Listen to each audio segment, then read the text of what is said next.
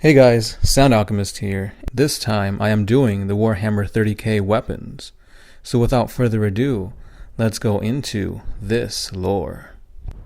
We will begin with the ranged weapons, starting with the Rko Tech Pistol. Amongst ancient sidearms, this one dates back to the Dark Age of technology, where they were generally used by high-ranking Space Marines and Imperial commanders.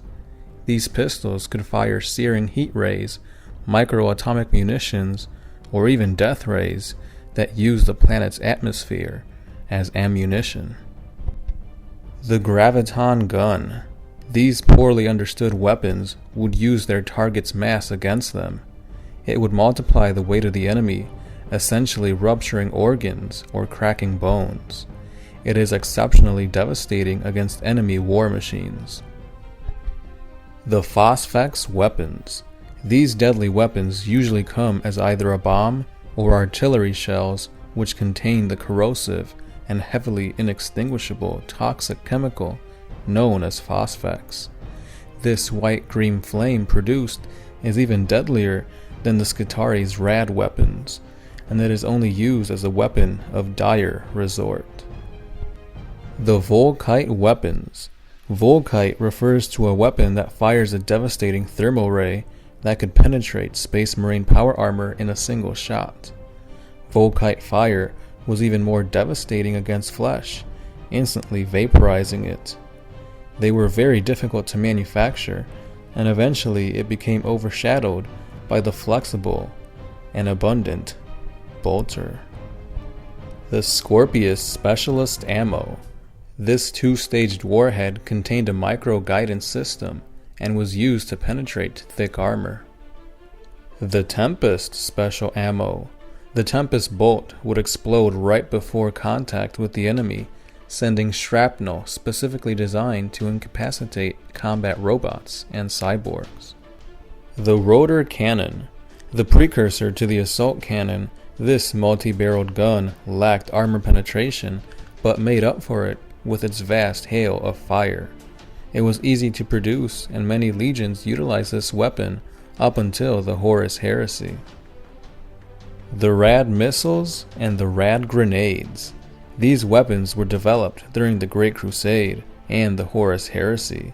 They combined high explosive fragmentation charges that were lined with radioactive isotopes, which would create a toxic area upon detonation. This area would cause a horrific death to the victim. Due to its disastrous effects on the planet, rad weapons were rarely used. The Plasma Blaster. This pre-heresy relic weapon is essentially a double-barreled plasma gun, mostly seen upon a dreadnought or a Terminator. The Combi Bolter. To put it simply, this is two bolters that have been combined into one weapon. It is a standard issued weapon in 30k, but now in 40k it has been replaced by the Storm Bolter. And now onto the close combat weaponry of 30k, starting with the Paragon Blade.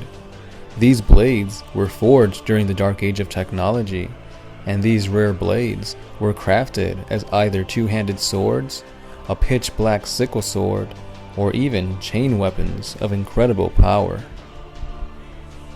The Bording Shield is the predecessor to the Storm Shield. It is heavier and larger, but provides much more coverage for the Marine. The Las Cutter. This powerful but extremely unwieldy laser weapon is usually used to cut through doors and in orbital construction. However, its powerful laser is capable of slicing molecules with ease. It was used as a boarding weapon and a devastating close-quarters weapon as well during the Horus Heresy. The Chernobyl Blade. This elegant and deadly saber is more agile and swift than a power weapon. They are wielded by the Palatine Blades, the specialist troops of the Emperor's children.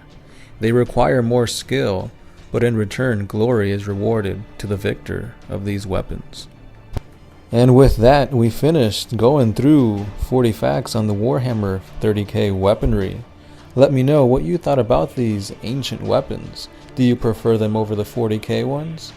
Let me know in the comments down below. Also, don't forget that we do have a Patreon page where your simple dollar can help us bring you more epic 40k content. And as always guys, I'm the Sound Alchemist, part of One Mind Syndicate, and I am signing out.